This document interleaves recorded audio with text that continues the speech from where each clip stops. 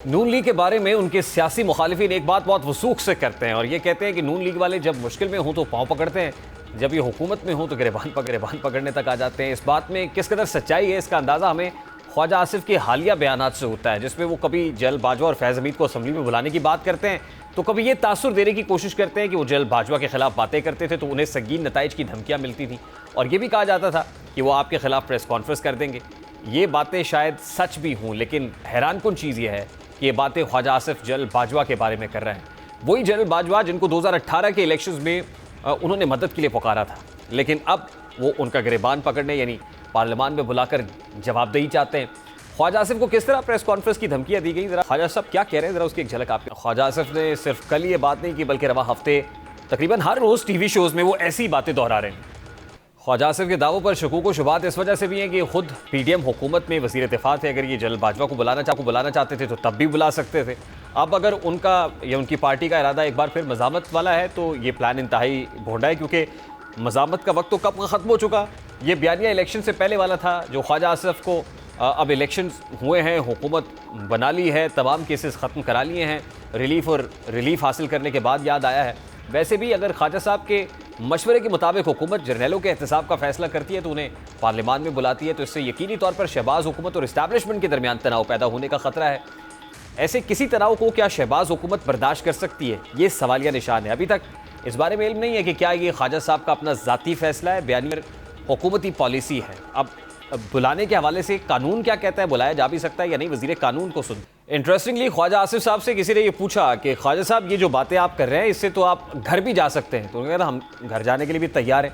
अब मोहम्मद ज़ुबैर साहब Pakistan Muslim league नून के सीनियर रहनुमा हमारे साथ मौजूद है। अस्सलाम वालेकुम ज़ुबैर साहब, बहुत बहुत शुक्रिया आपके वक्त के लिए। सर, सबसे पहले तो मेरा बड़ा सादा सा सवाल है, ये इस हुकूमत का यानी नून लीग कोलिशन गवर्नमेंट का फ्यूचर क्या देखते हैं आप?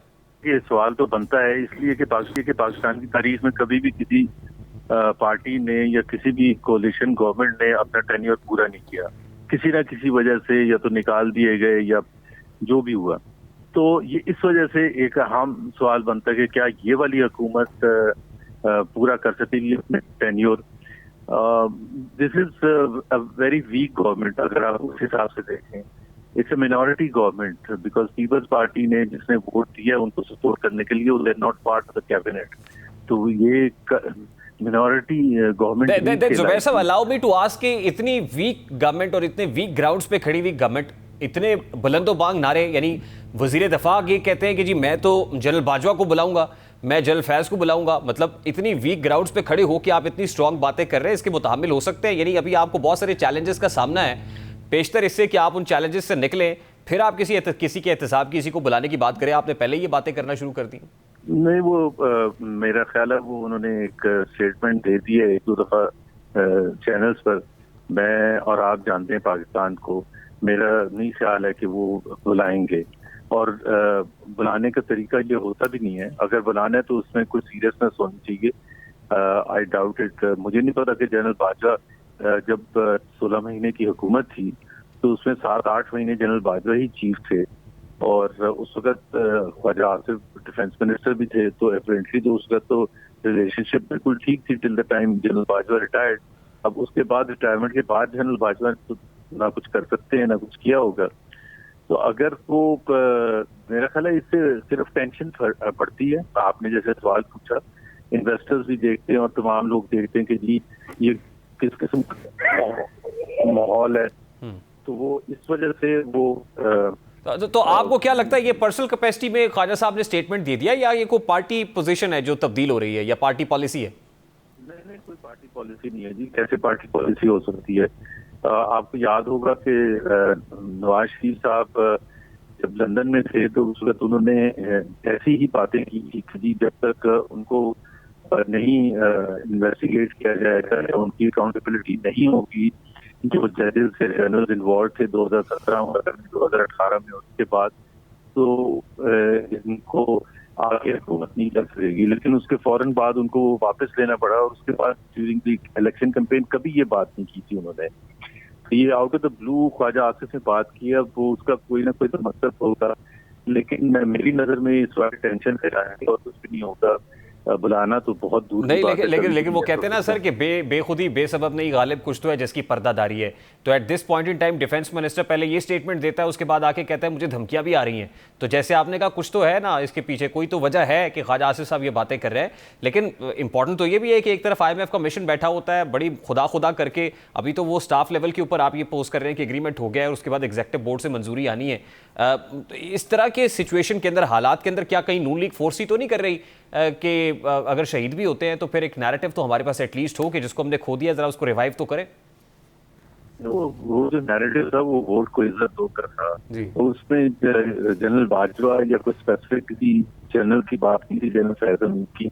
वो तो एक वोट को इज्जत दो बड़ा पावरफुल बयानिया था। उसको जब आप एंटी एस्टैब्लिशमेंट थे तो उस वक्त ये लगता था और अच्छा भी लगता था, लोग बाइंग भी करते थे। लेकिन उसके बाद से हमने वो उसको छोड़ दिया और उसकी वजह से लोग अब कहते हैं कि हम एस्टैब्लिशमेंट की सपोर्ट से हुकूमत में आए हैं। तो इस वक्त अगर एस्टैब्लिशमेंट में जो भी लोग होंगे, आई एम 100% श्योर कि वो अपने कौम चीज को कभी भी कटहरे में नहीं देखना चाहेंगे। जैसे हमने देखा था जनरल परवेज मुशर्रफ के हवाले से जी जी। कि उस वक्त की जो आर्मी हाई कमांड थी उन्होंने जाहिर है इस चीज को नापसंद किया था कि उनको कोर्ट कचहरियों के चक्कर लगाने पड़े और बगैर किसी ट्रायल के वो बच के निकल गए। ख्वाजा आसिफ साहब हिमसेल्फ ही रियलाइज दिस, एक ये स्टेटमेंट उनका, ये स्टेटेड पोजीशन होगा कि हमने जो जनरल मुशर्रफ के साथ किया था उसको जो कंटेम्प्रेरी एस्टैब्लिशमेंट है उससे बहुत पसंद नहीं किया था और फिर ये काउंटर प्रोडक्टिव हुआ था हमारे लिए। तो ख्वाजा आसिफ जो इस बात को बड़े अच्छे तरीके से रियलाइज करता है, वो ये बात जानते बूझते हुए ये स्टेटमेंट दे रहा है, तो बड़े ताज्जुब की बात लगती है। जी बिल्कुल सही बात है। अच्छा, lastly and very quickly sir, क्योंकि आप तो स्टैट्स और नंबर्स पे बड़ी नज़र होती है आपकी सर, तो ये जो IMF के साथ मामलात हो रहे हैं, आपको क्या लगता है ये कोई जुज़वक्ती है, कुल वक्ती है, हुकूमत के लिए बेहतर होने जा रहा है? मैं आम बंदे के लिए तो बाद की बात है, पहले तो हुकूमत बता दीजिए कि इसमें मजीद गिरदाब में फंसती हुई नजर आ रही है, जैसे 16 माह की PDM हुकूमत ने पॉलिटिकल कैपिटल लूज किया। इसमें दो एस्पेक्ट्स हैं IMF की डील से। एक तो ये है कि there is no denying the fact कि आज आप किसी से भी पूछेंगे जो फाइनेंशियल हालात, पाकिस्तान के इकोनॉमिक हालात जानते हैं उसके पॉइंट ऑफ व्यू से, कि IMF नागुज़ीर है इस वक्त। लेकिन उसकी जो दूसरी साइड है जो कि बहुत ही ज्यादा खराब साइड है कि अवाम हक बचाने में है ये पूछने के लिए कि पाकिस्तान ऐसा मुल्क क्यों है जो 24वीं दफा IMF के पास जा रहा है, जो कि एक वर्ल्ड रिकॉर्ड है।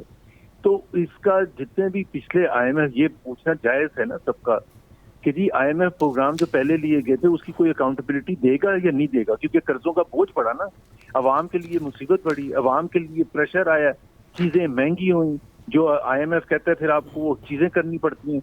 तो why do we get into, why are we in this vicious trap कि जो नई हुकूमत आती है वो IMF के पास जाती है। तो अवाम को तो क्लियरली उसका कोई फायदा नहीं हुआ, कोई फायदा नहीं हुआ। क्योंकि आप अगर देखें कि पाकिस्तान के चाहे वो टैक्स के हालात हैं या आप एनर्जी सेक्टर के हालात देख लें या आप स्टेट ओन्ड इंस्टीट्यूशंस के हालात देख लें, सब अपनी खराब कोई हौसला अफजा नहीं देखते हैं। मोहम्मद जुबैर साहब, I have to take a very quick short break. Sir बहुत बहुत शुक्रिया पाकिस्तान मुस्लिम लीग मोहम्मद जुबैर साहब हमारे साथ मौजूद थे। Let's take